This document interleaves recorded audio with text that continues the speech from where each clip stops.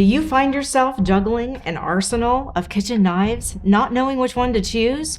Or perhaps continuing to use a dull kitchen knife because you don't know how to use a sharp knife safely?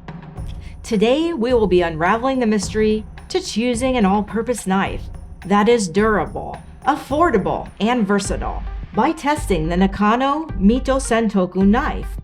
It's a Western-style Santoku knife designed to be the ultimate all-purpose knife. But is it? Today we're going to find out. And along the way, we'll be learning some basic knife skills that will last you a lifetime. You'll learn how to use a Santoku knife efficiently and walk away with your fingers intact.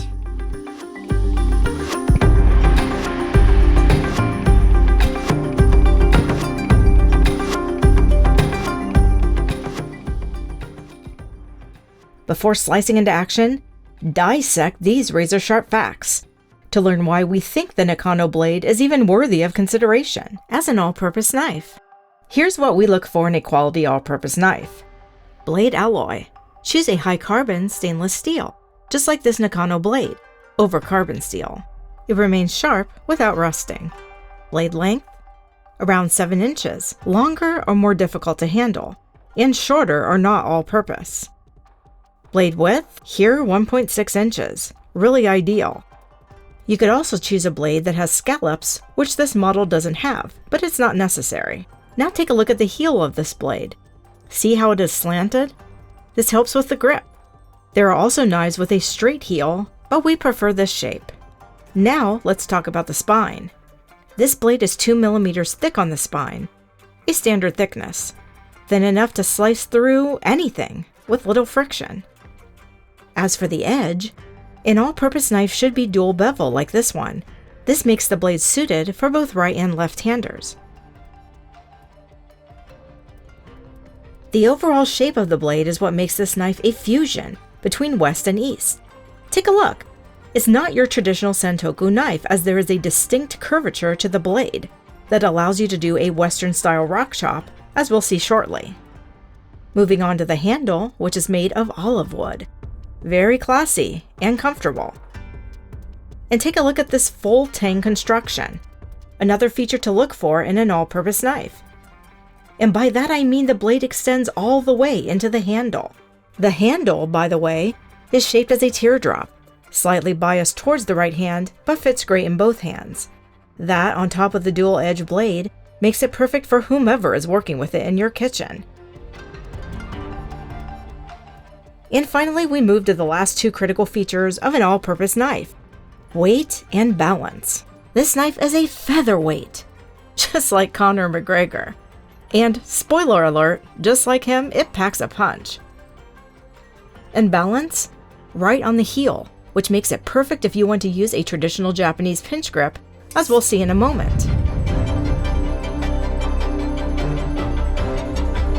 First on the chopping block, onions. At Piatto, we always say, a dull knife is a dangerous knife, and we truly believe it. So tip number 1, always keep your fingers curved behind the blade, like a claw. This allows your fingers to act as a kind of guide for the knife.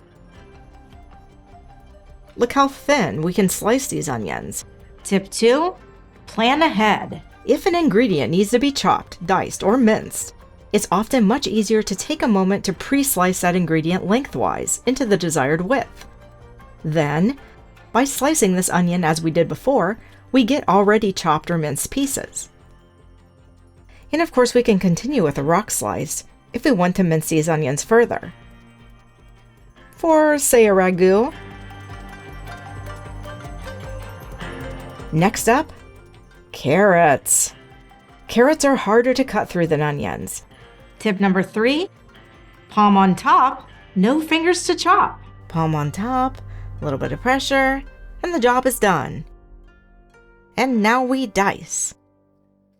This blade is unbelievably sharp, and it slices through these carrots like butter.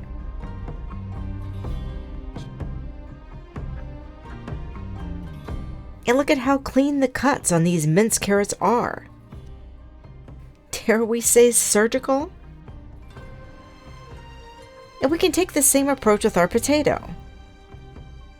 What I really love about this knife is how lightweight it is. And I'm enamored with the balanced feel, with where the center of gravity is. It really feels like an extension of my arm, like I'm slicing with my finger and not the blade. Here, take a look at how easy the Nakano Mito Santoku slices a potato, with a push cut, almost effortless. And what about mincing? Garlic is small and light, but thankfully so is our Nakano. And the precision control that we have over this blade allows us to make tiny vertical cuts, and then to get that fine mince we can just leverage the belly of our Mito Santoku using a push cut motion. And I really like how the unconventional shape of this blade for its Santoku and the ergonomic handle work in service of fast mincing with a rocking motion. So we've cut, chopped, and dissected our way through the Nakano Mito Santoku knife's capabilities. So is this the ultimate all-purpose knife? Well, sad to say, there's no such thing on this planet. What I can say is that this knife is very well suited for both beginners and Michelin star chefs who do actually use Nakano knives. So in our view, yeah, this is a great knife, especially for those who are new to Japanese knives, or for those who may be wary of high-maintenance carbon steel blades. And for those intermediates and pros who are looking for a fusion between Western practicality and Japanese precision, this knife fits like a glove. And plus, it's made in Japan by a company with a history of Japanese sword making. I mean, how cool is that? However, if you're seeking a heavyweight champ that can get through that butternut squash, or you are really wanting microscopic precision in your cuts, then probably this isn't the blade for you. If you want to try this Nakano Mito Santoku knife for yourself, or know someone who you'd like to gift it to because they need a knife upgrade, use our promo code Piatto Recipes on the Nakano website to get 10% off your purchase. And of course, if you like this video or learned something new, give us a thumbs up. And don't forget to subscribe to our channel. Tell us your weapon of choice in the comments.